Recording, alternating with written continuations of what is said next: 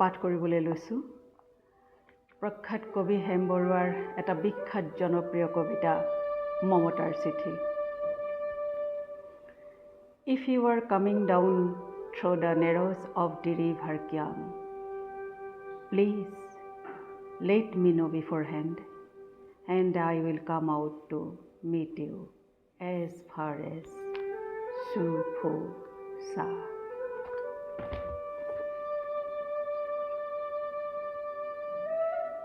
মৰমৰ এয়া মম এডাল জ্বলাই লৈছোঁ, আজি বহু দিনৰ মূৰত তোমালৈ চিঠি লিখোঁ বুলি।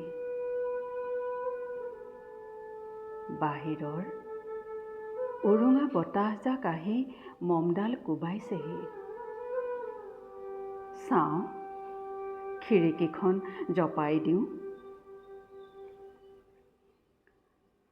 7 বছৰৰ আগৰ কথাবোৰ তোমাৰ মনত আছেনে? আমি যে নতুন জীৱনটোৰ পাতনি মেলিছিলোঁ। মোৰ গাত সেই অচিনাকি নিচা বাৰুকৈ লাগিছিল।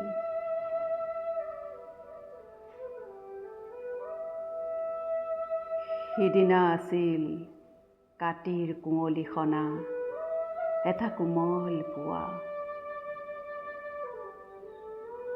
পদূলি তলসৰা শেৱালিবোৰ উপচি আছিল,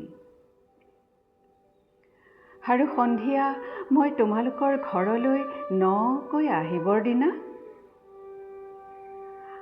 আকাশৰ মেঘৰ মোহনাত হালধীয়া জোনটো নাওখন লৈ আমাক যে ৰিঙিয়াই মাতিছিল তৰাৰ দেশলৈ।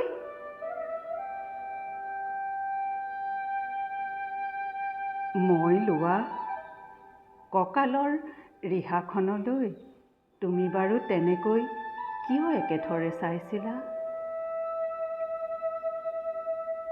মোৰ কেনে লাগিছিল জানা?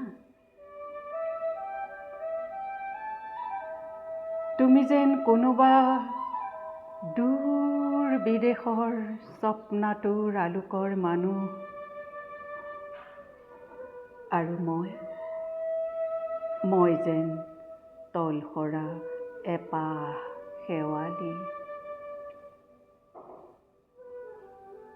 সেইদিনা মন সাগৰত মোৰ এৰি অহা আৰু আহি পোৱা অলেখ ঢৌৰ কঁপনি জাগিছিল। তোমাৰ জানো এইবোৰ কথা মনত নাই? আমাৰ দেউতাই যে চিঠি লিখিছিল, আই, তই নতুন ঘৰত হাঁহি মাতি থাকিবি। এইবোৰ 7 বছৰৰ আগৰ কথা। মোৰ যে সকলোবোৰ পুৰাণৰ সাধু যেন লাগে। জেঠমহীয়া দেউতাৰ বছেৰেকীয়া হৈ গ'ল। তোমাৰ বাবুল এতিয়া বৰটো হৈছে। তাৰ ওপৰ পাৰি এধান ইমান ডালিম গুটি যেন দাঁত অকণিও গজিছে। সি মোক একেবাৰে এৰিকে নিদিয়ে। কেতিয়াবা মোৰ যে ইমান খং উঠে। তুমি নাই নহয়, সেইকাৰণে।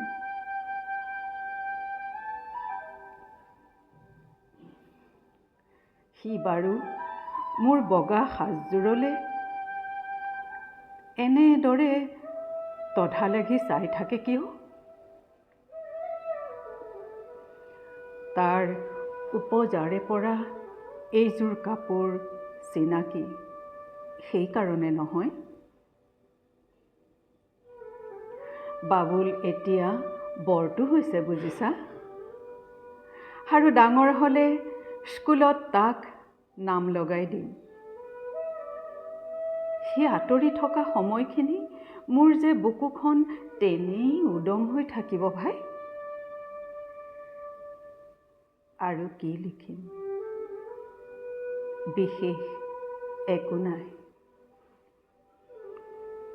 মোৰে শপত, তুমি যিদিনা উলটি আহিবা মোক আগতীয়াকৈ জনাবা দেই। মই ভোগদৈয়েদি ভটিয়াই গৈ বুঢ়া লুইতৰ বুকুৰ পৰা তোমাক ৰিঙিয়াই মাতিম। তুমি যিদিনা উলটি আহিবা মোক আগতীয়াকৈ জনাবলৈ নেপাহৰিবা দেই। মৰম লবা। ইতি তোমাৰ মমতা। পুনঃ এইবাৰ বুজিছা, মাঘৰ মেজিৰ জুইকুৰা বৰ ৰঙাকৈ জ্বলিছিল। আমাৰ আইতাৰ কলি ছাগলীজনীৰ 2টা পোৱালি জগিছে, এটা শুদ্ধ বগা আৰু আনটো পখৰা। ধন্যবাদ।